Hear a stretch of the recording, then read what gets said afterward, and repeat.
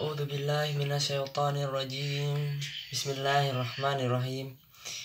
Innal hamdalillah nahmaduhu wa nasta'inuhu wa nastaghfiruh wa na'udzu billahi min syururi anfusina wa min sayyiati a'malina. Man yahdihillahu fala mudhillalah wa man yudhlilhu fala hadiyalah.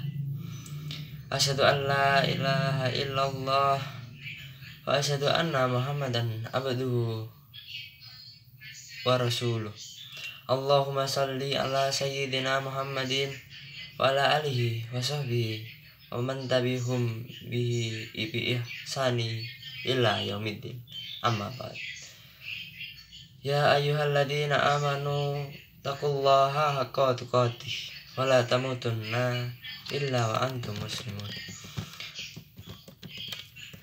Untuk jamaah yang dirahmati Allah, mari kita aturkan puja dan puji syukur kepada Allah karena telah melimpahkan rahmat dan nikmat kesempatan, nikmat sehat untuk kita, sehingga kita bisa hadir di waktu yang mulia ini. Dan tidak lupa kita aturkan salawat kepada Nabi besar Nabi Muhammad SAW agar kita mendapatkan syafaatnya di hari akhir kelak. Untuk ceramah kali ini kita akan membahas tentang ujian atau cobaan. Pernah pada suatu masa di zaman Nabi besar Muhammad SAW, para sahabat Nabi mengalami cobaan yang teramat berat hingga mereka mengatakan, "Mata nasrullah walladzina amanu ma'ahu mata nasrullah." Kapan datangnya pertolongan Allah? Kapan cobaan ini akan selesai? Kapan semuanya akan berakhir? Para sahabat Nabi yang berkata seperti ini saking betapa beratnya cobaan yang mereka alami. Lalu akhirnya Allah menjawab, "Ila inna nasrullahi qarib." Bukankah pertolongan Allah sudah dekat? Apa maksud Allah di sini? Maksud Allah, semakin berat cobaan yang kamu alami, maka semakin dekat kalian dengan fase kedua dalam hijrah, yaitu fase tamkin namanya, yaitu fase mendapatkan pertolongan dari Allah, mendapatkan jalan dari Allah. Dan barang siapa yang taat dan bertakwa kepada Allah, Allah berikan kepadanya jalan keluar. Tapi sebelum Allah kasih jalan keluar, ada fase yang perlu dilewati, yaitu fase menghadapi cobaan dan fase sabar. Karena takwa bukan hanya tentang ibadah, tapi takwa juga termasuk sabar dalam menghadapi ujian. Jadi jika kita dalam masa-masa sulit, cobalah untuk tidak bersedih. La tahzan, janganlah berkecil hati. La tayas, janganlah kalian berputus asa. Janganlah menyerah, jangan ragu pada pertolongan Allah. Karena itu bukan tanda kalau kita salah memilih jalan. Karena bisa jadi jalan yang kita pilih dulu adalah jalan yang salah. Jadi kalau kita udah ninggalin jalan itu, walau belum nemuin jalan yang lebih baik, maka setidaknya kita udah ninggalin jalan yang buruk buat kita, dan itu merupakan satu hal yang baik.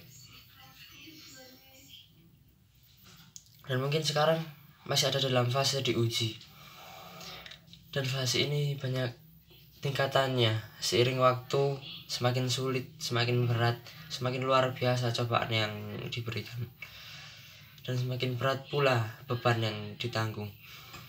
Namun ketika sudah di puncak dari semua beban-beban tersebut, di puncak dari perjuangan tersebut, Allah menjawab teriakan kita, Allah menjawab tangis kita.